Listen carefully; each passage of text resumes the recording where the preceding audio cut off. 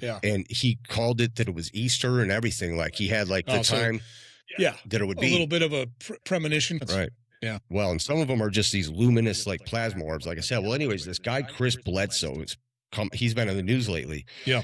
For people who don't know who he is, he was a UFO experiencer. And back in like 2007, I think, he and his son and some people who worked with him in the construction business went down fishing by a river after finishing a long job out of town that they'd been on. And they ended up having these he ended up going missing. And he'd seen these two like flaming ships up on a hill. Like they all made a fire and they were fishing. He took a walk. Well, he came up on the top of the hill and he saw these fiery like things. Yeah. And they were stationary and he got like freaked out, but then he said he wasn't scared and he tells some story, but then he thought he turned around and walked back down and he was only gone 20 minutes. And they said when he got back there, they were all freaked out and they said he'd been gone all night and they didn't know what happened to him. Well, they ended up seeing these little creatures with red glowing eyes and all this stuff. Right. Yeah. Well, he's a very credible sounding guy, very well liked. People love this guy.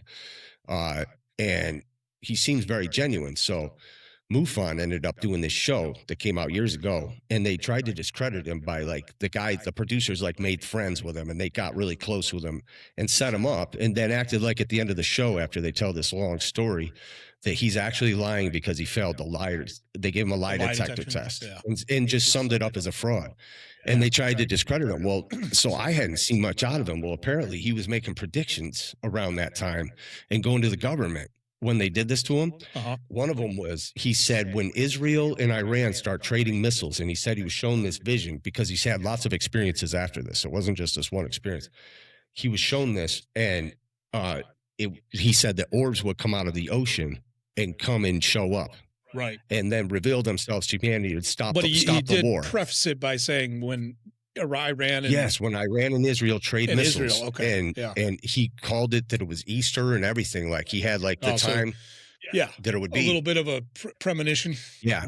Well, he's apparently after this alien thing, he tells some crazy stories. One of which he said that he went outside, he heard a noise or something, and he went out there and he had some creature appear to him out in the woods outside of his house, and they gave him this little spiky thing. He didn't know what it was. It was just like it looked like one of those, almost like foreign objects of some sort. Like gremlins before they get wet. Okay, like that kind of thing, but spiky and shit. And said the creature handed it to him and he dropped it and he said, no, you're going to need that.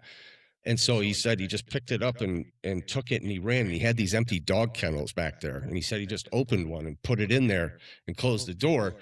And he said all of a sudden that thing he turned around and that thing blew the door open and blew him over in a gust of wind onto his back. That sounds just like a sci-fi movie. And he looked and the gate was open and he said a bull was standing there where this furry thing was. A bull. A huge bull. A bull. A freaking bull was standing like with there. Horns. Yes, and came running right at him and jumped over him as he's laying down on his back because the wind blew him down. Yeah, wow. And he said he could see through the bull, like he could see the stars and stuff, like it was transparent, like spiritual.